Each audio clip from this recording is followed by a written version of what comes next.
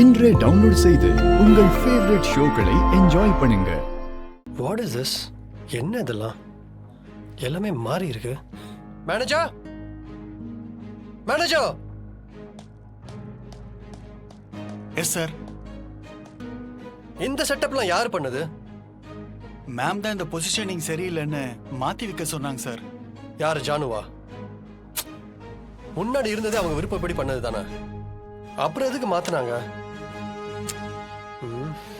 சரி, நான் அவங்க கிட்ட பேசிக்கிறேன். கண்கோ சார். ஜனா மேம் இதை மாத்தல. அப்புறம் மேம் சொன்னாங்கன்னு சொன்னீங்க. மேம்னா தமிழ் மேம், அவங்கள சொன்னேன் சார். தமிழ் மேமா? யார் அது? சார், அவங்க இப்பதான் புதுசா ஜாயின் பண்ணிருக்காங்க சார். புதுசா ஜாயின் பண்ணவங்களுக்கு வேற வேலை இல்லையா? எதுக்கு ஏ ரூம் செட்டப்ல மாத்திட்டு இருக்காங்க?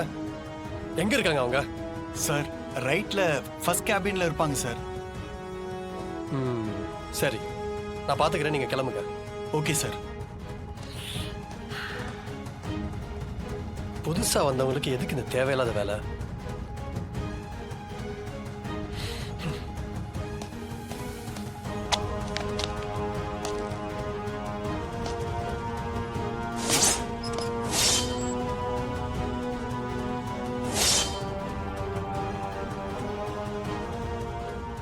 நீயா?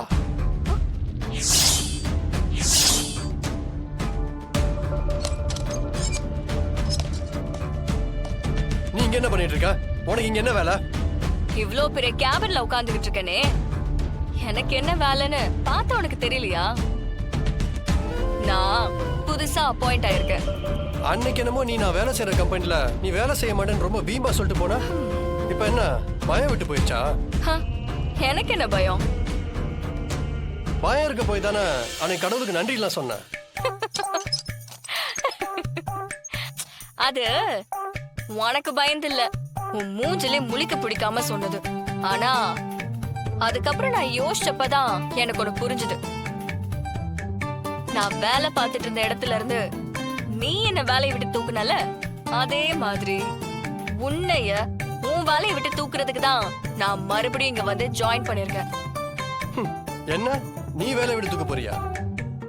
ஆமா, உன்னை டிஸ்மிஸ் பண்ணிட்டு தான் நான் மறு வேலை பார்ப்பேன். அப்பதான் பார்த்துட்டு இருக்கிற வேலை போனா எப்படி வலிக்குங்கிறது உனக்கு தெரியும். இனி நீ உன் லைஃப்ல யாருக்குமே அந்த மாதிரி ஒரு கெடுதல் நீ செய்யவே கூடாது. அது சரி, நான் வேலை செஞ்சுட்டு இருக்கேன்னு நினைச்சிட்டு இருக்கியா? மேடம், மேடம் ப்ளீஸ் மேடம், தயவு செஞ்சு என்னை வேலை விட்டு தூக்கிடாதீங்க மேடம். நான் தெரியாம தப்பு பண்ணிட்டேன். எனக்கு இந்த வேலை போயிடுச்சுன்னா என் குடும்பம் நடுத்தருக்கு வந்துடும் மேடம். ப்ளீஸ் மேடம், ப்ளீஸ் இந்த ஒரு வாட்டி மட்டும் என்னை மன்னிச்சு விட்டுருங்க மேடம். இதுக்கப்புறம் இந்த மாதிரி தப்பெல்லாம் நான் பண்ண மாட்டேன் மேடம். இதுக்குதான் அன்னைக்கே உன் ஆணவத்துல ஆடாதன்னு சொன்னேன்.